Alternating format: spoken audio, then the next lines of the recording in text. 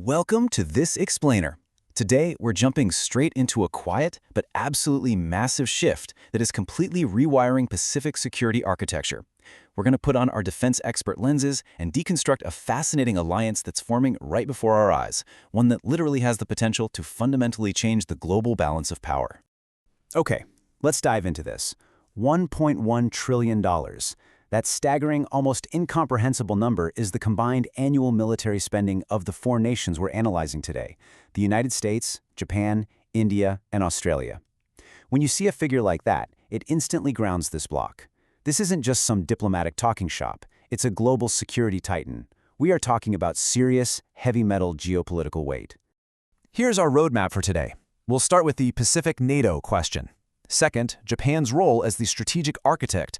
Third, we'll dig into Malabar and naval interoperability. Fourth, the India constraint. And finally, the new security blueprint emerging from all of this. Part 1. The Pacific NATO question. Myth versus reality. For years, a lot of international observers and pundits totally dismissed this grouping. They called it a mere talking shop, a forum for vague diplomatic statements about a free and open Indo-Pacific that honestly lacked any real teeth.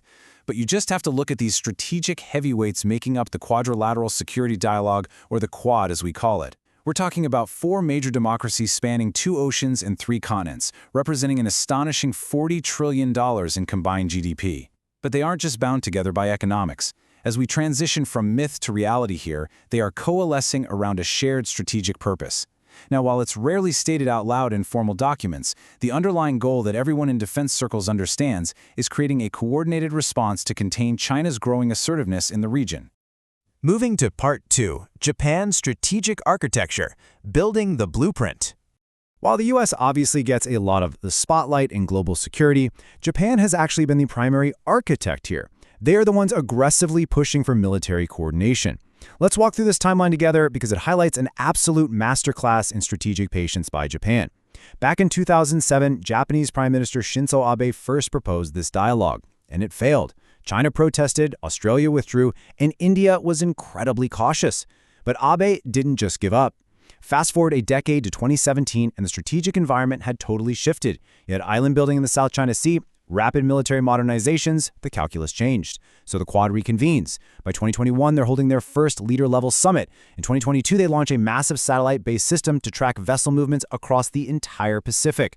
And by the 2024 summit, they're explicitly coordinating on maritime security. Japan slowly, but very steadily, institutionalized this dialogue. All right, Part 3, Malabar and naval interoperability, the operational core.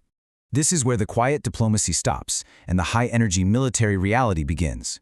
To really grasp the military capabilities being tested at sea during the Quad's Malabar exercises, we first need to define a critical defense term: naval interoperability. Listen, this is not just about sailing a bunch of ships near each other for a nice photo op. It's the highly complex ability of different nations' navies to execute joint operations, share classified intelligence data in real time, and communicate seamlessly under the extreme stress of a maritime warfare scenario. It literally takes decades to perfect. Exercise Malabar actually started out as a simple bilateral drill between the US and India, but look at what it has evolved into today. It's now a massive, 4-nation test of the most critical warfare domains imaginable.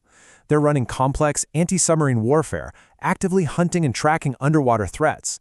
They're practicing surface warfare, carrier strike group operations, for force projection, and crucially, this is huge, logistics interoperability, which means they're practicing refueling and sustaining each other's fleets right out in the middle of the ocean. Now, what's really interesting about this slide is the sheer, undeniable scale of the hardware being deployed. In the 2023 Malabar exercises, the fleet featured an incredible lineup. You had the USS Nimitz from the United States, the INS Vikramaditya from India, and the JS Zumo from Japan. Think about that, 3 massive aircraft carriers operating together alongside high-end Australian naval elements. This is heavy metal naval integration on a level very, very rarely seen outside of formal treaty alliances. So why does this matter to you? Because these drills aren't happening in a vacuum. They have a very real-world application. Defense experts note that the unspoken scenario driving these massive exercises is preparing for a potential conflict in the Western Pacific. The Quad is explicitly practicing how to track Chinese submarines, defend against anti-ship missiles, and control vital sea lanes in the extreme high-stakes event of a breakout from the first island chain or a Taiwan contingency. Which brings us to Part 4, the India constraint and the limits of the alliance.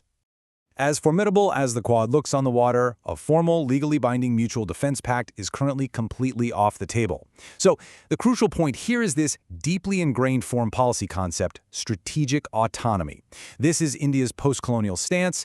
India's foreign policy establishment actively avoids binding military alliances because, frankly, they view such commitments as a surrender of their national sovereignty. This creates a highly complex geopolitical balancing act for India. They are not a formal U.S. treaty ally. In fact, their military still relies heavily on Russian weapons systems. We're talking S-400 air defenses and Su-30 fighter jets, all while simultaneously running heavy metal naval drills with the U.S. against China. It's basically the ultimate routine in geopolitical gymnastics. Now, they participate in the Quad largely because they fought a deadly border clash with China in 2020. However, India strictly rejects characterizing the Quad as a formal anti-China military alliance. They much prefer to frame it around a positive agenda like technology and climate. This balancing act remains the ultimate structural constraint for the bloc. Finally, Part 5, a new security blueprint, coordinated action by default. So if India won't sign a formal treaty, where does that leave us? Well, this brilliantly illustrates the difference between 20th century alliances and what's happening today. NATO was forged under the existential threat of the Soviet Union, requiring Article 5, where an attack on one is an attack on all. The Quad faces an assertive China, but it operates totally differently. Without an Article 5, it basically functions as a NATO light. It relies on deep interoperability mechanisms and political coordination rather than strict legal obligations. Let's move forward and see how this builds in practice. And once again, this is driven by Japan. Japan has been diplomatically pushing what they call an Indo-Pacific security framework, and the strategy is pretty brilliant. Step 1. Establish rapid consultation mechanisms during a crisis. Step 2. Set up pre-positioned logistics and supply sharing. Step 3. Prepare coordinated international sanctions responses. Japan is essentially building the institutional plumbing so that, if a crisis hits, coordinated military and economic action happens by default, treaty or no treaty. We also can't ignore the Australia dimension in this new blueprint. Australia has emerged as Japan's closest military partner in this setup. In 2022, they signed the Reciprocal Access Agreement. This is a massive deal. It's the first agreement of its kind Japan has signed with anyone other than the US, and it allows for potential wartime basing. Furthermore, because of their advanced submarine tech and intelligence sharing, Japan is now viewed as a natural adjacent partner to AUKUS Pillar 2. Right after the US-Japan alliance, the Australia-Japan bond is the strongest bilateral link holding the whole Quad together. Which brings us to the ultimate takeaway from our defense analysis today. The Quad is already functioning as a security partnership in practice. The militaries are training together out on the water, intelligence agencies are sharing data, and governments are aligning technology policies. It doesn't actually need an Article 5 to be effective. The shared strategic interests, the personal relationships between commanders, and the intense operational interoperability being perfected in exercises like Malabar, that's what will drive collective action when it matters most. So, we leave you with this final, vital question. Based on the naval interoperability and the strategic architecture we've deconstructed today, can the Quad really contain China? Is a de facto alliance enough for the volatile challenges of the 21st century? Think about it. And we invite you to continue unpacking the world's most critical geopolitical shifts with us in our next explainer. Keep learning and stay curious.